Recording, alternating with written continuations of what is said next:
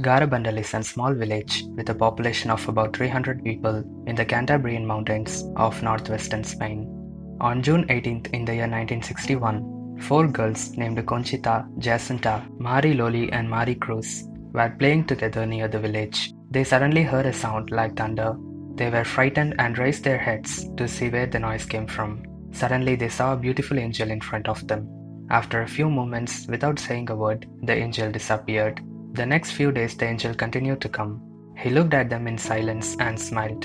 This news got spread and the people of Garabandal began to meet with the children in the evening to pray the rosary while they were waiting for the angel to appear. Finally, on July 1 in the year 1961, the angel spoke to the children and said, "Do you know why I have come? I have come to proclaim that the Blessed Virgin Mary will appear to you tomorrow as Our Lady of Mount Carmel." By hearing this, the children filled with joy and cried out simultaneously, "Tell her to come soon." On July 2 at around 6 p.m., the Blessed Virgin appeared to them with the child Jesus and two angels. The children recognized that one of the angels is the angel who appeared to them previously. The angel was later identified as Archangel Michael. The other angel was almost completely identical. Above the Blessed Mother, to the right, there was seen an eye, which the children called the Eye of God. The children began to speak with the Blessed Mother without fear. They told her about their families, about the work they did in their house and in the fields, and the Blessed Virgin smiled at them. Our Lady delighted in their childish talk. One of the seers, Conchita, said that she felt like it was as if her own mother, who had been gone on a long trip and had just came home. Then Our Lady prayed with the children the rosary and taught them how to pray the rosary well, and the apparition ended. The children knew when Our Lady was going to appear to them through interior calls, which they called lamadas. They received 3 interior calls in which they experienced an increasing joy. After the third interior call, the joy was so intense that the children began to run from wherever they were towards the place of the apparition. During the first days of the apparition, the Blessed Virgin brought the child Jesus with her. The children offered pebbles to the child Jesus because they wanted to make him laugh. Our Lady took the pebbles, kissed them, and requested the children that they be given to certain people. After this event, the people soon began to give the children numerous religious objects for Our Lady to kiss. On a certain occasion, the children were surprised to find a compact powder among the objects to be kissed by the Blessed Mother. The children doubted whether to present to Our Lady a seemingly secular object, but when Our Lady arrived, the first thing she asked to kiss was the compact, and Our Lady said that it belonged to her son.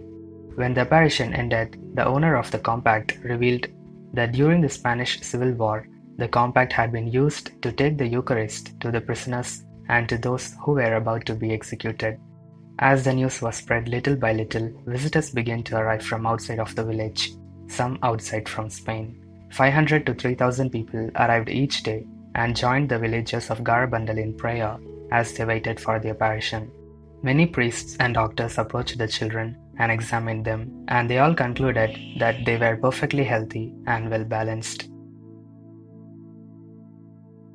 The Blessed Mother often repeated to the children that they should be obedient to their parents. Our Lady also encouraged them to make sacrifices, especially for the holiness of priests, and so that those priests who waver might persevere. The beautiful and trusting relationship that the little children had with their Heavenly Mother was truly exceptional. In certain occasions, Our Lady played with the children and often said goodbye to them with a kiss. Amongst the many priests who went to Garabandal to study the events was Father Luis Maria, a Jesuit. On August 8 in the year 1961, that night Father Luis Maria visited Garabandal. At that time the children was receiving apparition and were in ecstasy. The father approached the children to observe them closely. Suddenly the people saw an indescribable enthusiasm in the priest. His face changed and tears began to fall down his cheeks. He suddenly cried out, "Miracle, miracle, miracle, miracle."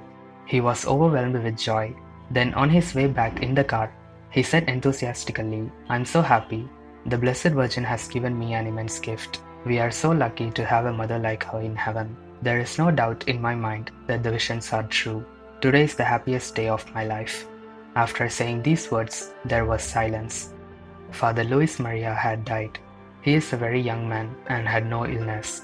Later, the Blessed Virgin revealed to the children that on that day, the Father Luis Maria had not only seen her, but he had also seen the great miracle that would come.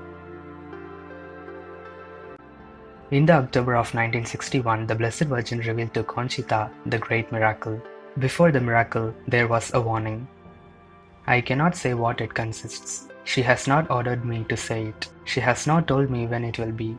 Therefore, I don't know. I do know that it will be visible for the entire world. It's a direct work of God and it will occur before the miracle. I don't know if people will die. They can only die from the shock of what they see.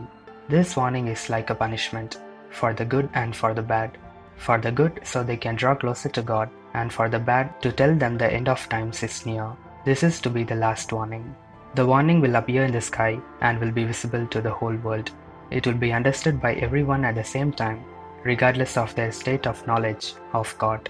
People will see interiorly the good and the evil they have done. About the miracle, Our Lady only told me. She had prohibited me to say what it is about. I cannot say the date until 8 days before.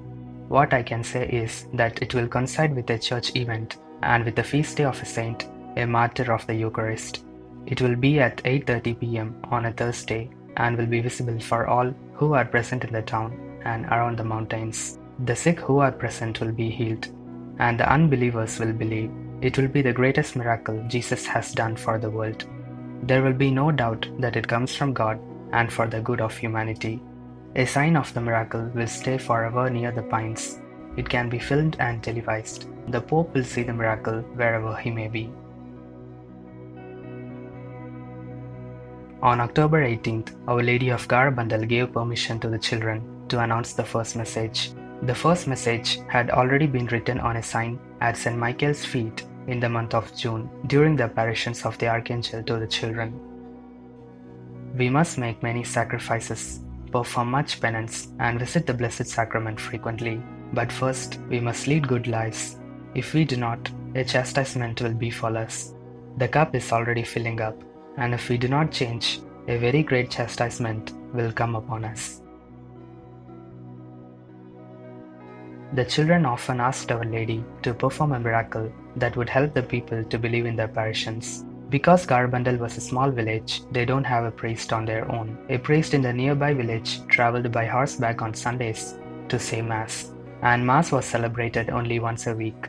When there was no Mass in the town, St. Michael would bring the Eucharist to the children so that they would not miss communion. One day, St. Michael told Conchita that on a certain day he would bring her communion and the host would become visible on her tongue. Conchita didn't think it was a very impressive miracle because she thought that the host was always visible to those who were present.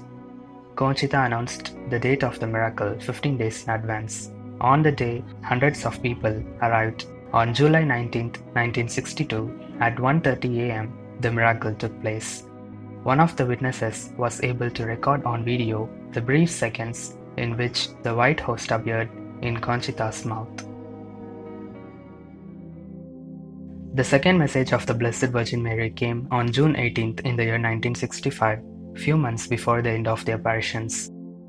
As my message of October 18th has not been fulfilled and has not been made known to the world, I tell you that this is my last message. Before the cup was filling up, now it is overflowing. Many cardinals, many bishops, and many priests are on the road to perdition and are taking many souls with them. Less and less importance is being given to the Eucharist. You should turn the wrath of God away from yourselves by your efforts. If you ask for His forgiveness with sincere hearts, He will forgive you. I, your mother, through the intercession of St. Michael the Archangel, ask you to amend your lives. You are now receiving the last warnings. I love you very much and do not want your condemnation. Pray to us with sincerity, and we will grant your requests.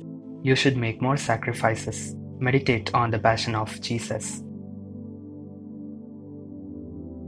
On November 13, 1965, Conchita walked alone to the pines as the rain fell down on her. The Blessed Virgin appeared the last time. Our Lady came with the child Jesus. Conchita, tell me about my children. I have all of them under my mantle.